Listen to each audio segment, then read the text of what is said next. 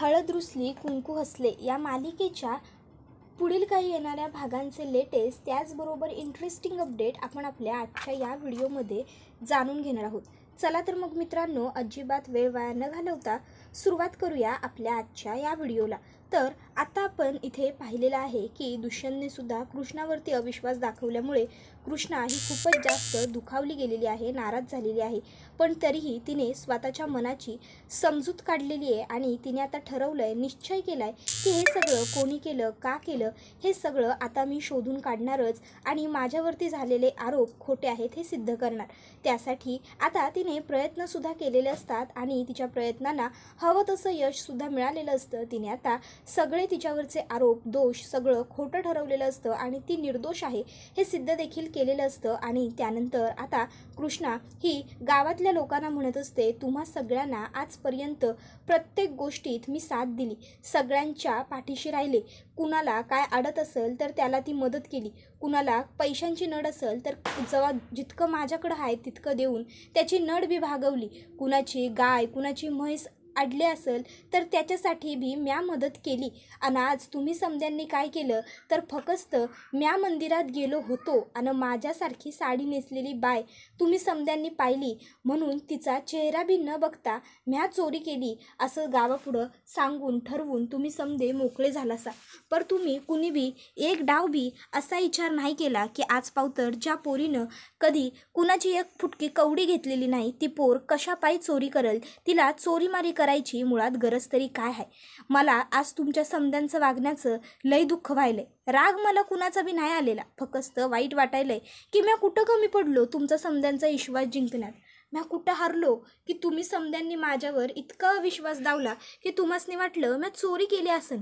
मला खरंच आज लई पश्चाताप व्हायलाय की म्या का आलो ह्या गावात राहायला.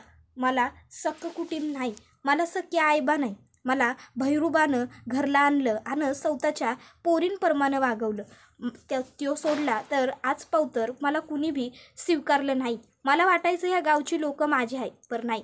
आज तुम्ही समद्यांनी मला हे दाखवून दिलं की नाही, तुम्ही समधी फक्त तुमच्या गरजेपुरतं माझ्याजवळ आलाच आणि तुम्ही आज मला लई दुखवलं आहेसा. आता बाळजाबाई लगेचच म्हणतात, जाऊ दे ते सगळं, आता आमच्या कृष्णानं आमच्या सुनेनं दागिने परत मिळवून आणले हेच खूप झालं. त्याबरोबर लगेचच आता इथे पुढे गणपत म्हणायला लागतो, मला काय वाटतं आता आपण सगळ्यांनी म्हणजे हा वेळ असा वाया न घालवता पटकन देवी आईच्या अंगावरती दागिने अलंकार चढवावे. नाही म्हणजे दागिने सापडून सुद्धा मूर्ती ही अशी अलंकाररहित ठेवणं शोभत नाही ना आपल्या गावच्या प्रतिष्ठेला. म्हणून बाळजाबाई, तुम्ही एवढ्या गावच्या सरपंच आहात तर तुम्ही स्वतःच्या हातानेच देवीला ते दागिने घाला. तसंही आता न्यायसुद्धा तुम्हीच केला ना. त्याबरोबर मग मात्र आता अढळराव गर्दीतून म्हणतात, नाही म्हणजे दागिने शोधलेत कृष्णानं तर दागिने देवीला अर्पण करण्याचा मानही कृष्णाला मिळाला तर बरं होईल. नाही, हा खरा न्याय होईल. जर तिला दागिने मिळाले नसते तर तिला गावातून वालीत टाकण्यात आलं असतं, पण जर आता तिने दागिने शोधून आणले तर मानसुद्धा तिला मिळायला हवा असं आम्हाला वाटतं. त्याबरोबर गावकऱ्यांनासुद्धा ही गोष्ट पटते आणि सगळे गावकरी म्हणतात की हो हो, या वेळेला देवीला अलंकार अर्पण करण्याचा मान हा कृष्णाचा आहे, कृष्णानेच देवीला दागिने घालायला हवे. मग कृष्णा पुढे येते आणि आता देवीला दागिने घालण्या अगोदर ती देवीसमोर नतमस्तक होते, देवीचे आभार मानते आणि म्हणत असते, आई आज तुला अलंकार चढवण्याची जी संधी आहे ती मला मिळाली कारण तुझ्यामुळं. तू माझी साथ दिली, जेव्हा समद्यांनी साथ सोडली, नात्यांनी बी माझी साथ सोडली, तेव्हा बी तू माझ्या पाठीशी उभी राहिलीस. तुला ठावं होतं तुझ्या लेकीनं काय बी चूक केलेली नाही, म्हणूनच तू तुझ्या लेकीची साथ दिलीस आणि म्या या समद्यातनं व्यवस्थित बाहेर पडू शकलो. अशीच कायम माझ्या पाठीशी उभी राहा, माझ्याच काय ह्या गावातल्या समद्यांच्या पाठीशी उभी राहा. कुणाला बी कसली बी अडचण कधी बी येऊ देऊ नगस. शेवटी समधी आम्ही तुझीच लेकरं आहोत असं आता ती म्हणत असते. आणि मग शेवटी ती लगेचच आता देवीला दागिने चढवायला सुरुवात करते. आता सगळ्यात अगोदर कृष्णा देवीचं जे मंगळसूत्र आहे ते घालते, कारण मंगळसूत्र हा आयाऊबाईचा लेणा आहे. मग मंगळसूत्र घालून झाल्याच्या नंतर आता लगेचच कृष्णा देवीला कुंकू लावते आणि मग नथ घालते. नथाने चेहऱ्याला शोभा येतो. नथ घालून झाल्याच्या नंतर मग कृष्णा हळूहळू करून एक एक दागिना घालत जाते. बोरमाळ, ठुशी, त्याचबरोबर चौफेर हार, लक्ष्मी हार, मग शेवटी घालते तो म्हणजे कोल्हापुरी साज. सगळे दागिने घालून झाल्याच्या नंतर मग पुजारी काका म्हणतात, कृष्णे, आम्हा समद्यांचं चुकलं. आम्ही समद्यांनी तुझ्यावरती ह्यो असा अविश्वास दावायला नगं होता. आम्हाला माफ कर पोरी. बरं, आता तू देवीला अलंकार तर चढवलीस, पर आता पूजा भी तूच कर. ह्यो मान बी आज तुझाच आहे. मग कृष्णा स्वतःच्या हाताने आता देवीची पूजा देखील करते. आता हे सगळं छान सुरू असतं. कृष्णाला खूप भरून आलेलं असतं. कृष्णा नको म्हणत असते पुजारी काकांना, तुम्ही करा, हे तुमचं काम आहे. त्यावर पुजारी काका सांगतात की नाही पोरी, नाही, आज तू करून दाव पूजा देवीची. आज तुझ्यामुळं देवीचे अलंकार परत मिळालेत. आज तुझ्यामुळं आपल्या गावची अब्रू राखली गेली आहे. त्यामुळं आज ह्यो मान आहे तुझा, घे, तू पूजा कर देवीची. मग आता कृष्णाच्या हातामध्ये पूजेचं ताटसुद्धा दिलं जातं आणि कृष्णा आता देवीची पूजासुद्धा करत असते.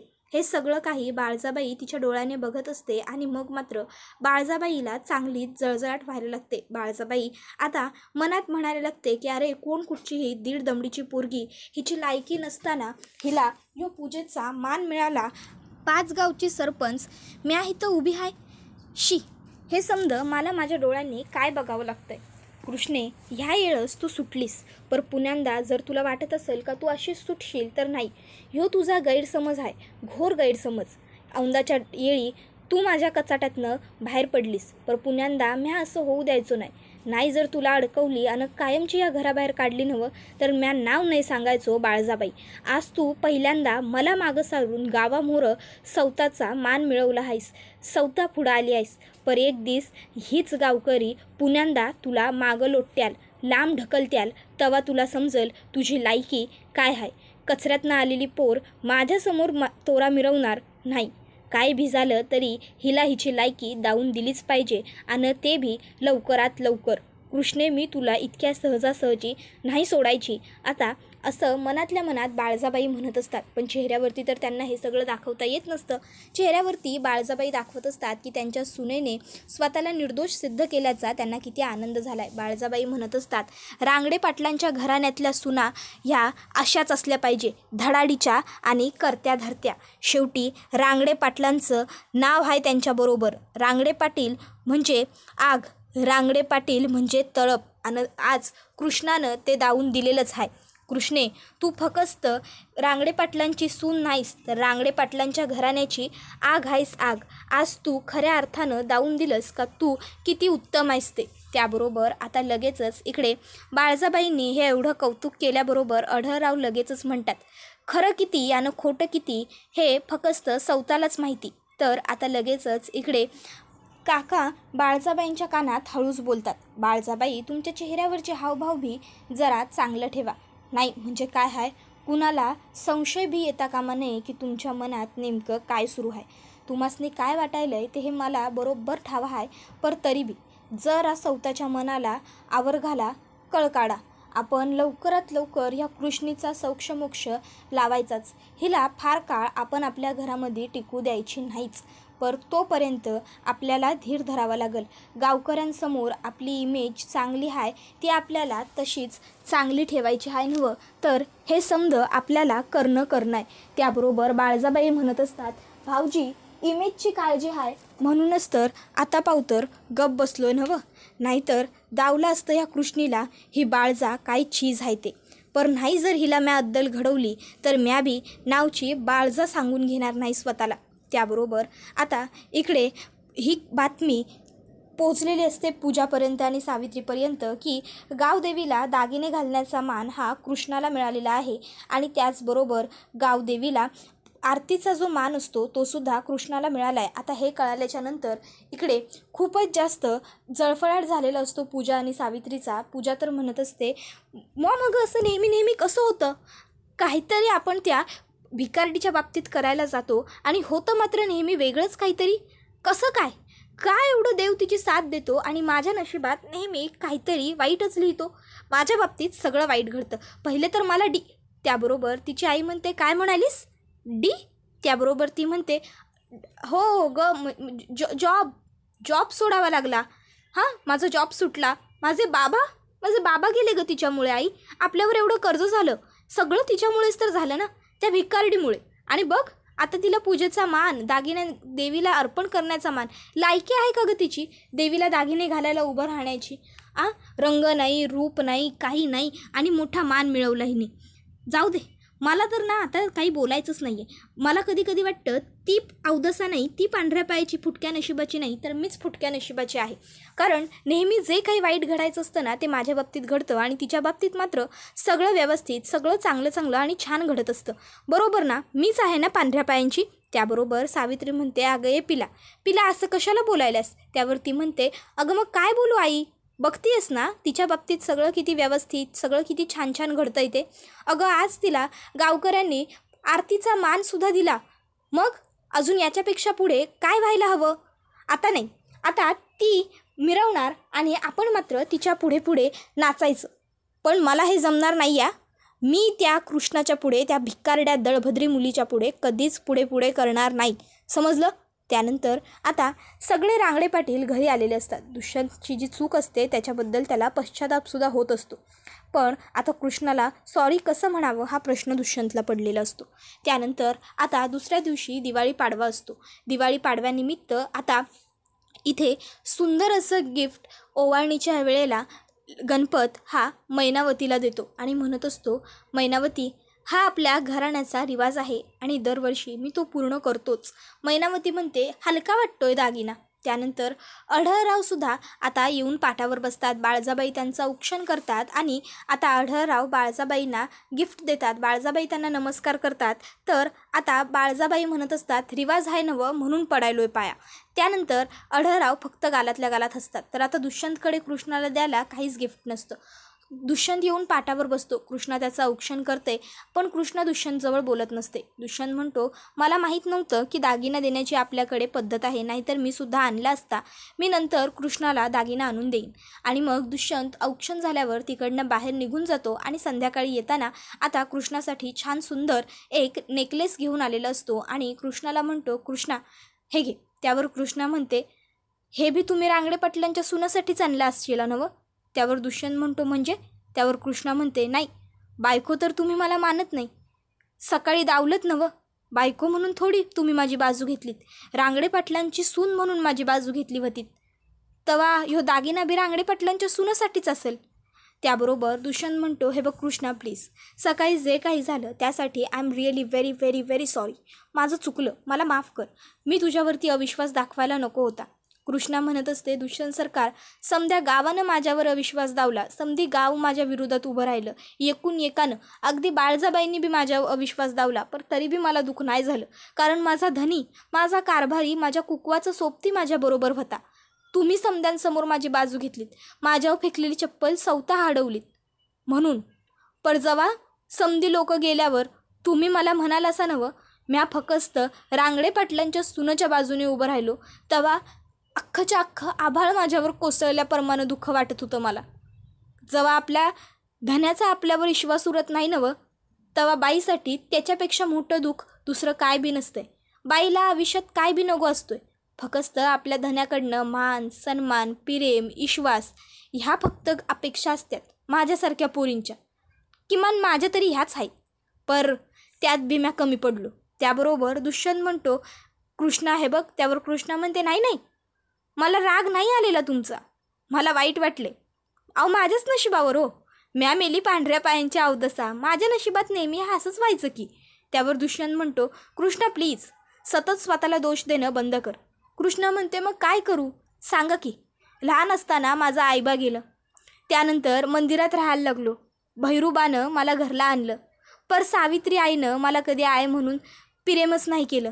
नंतर बा वारला, बाचं कर्ज फेडत राहिलो, त्याचं इरीचं सपान पुरं करण्यासाठी ईर खणून घेत राहिलो, पर इलेला पाणी बी नाही लागलं.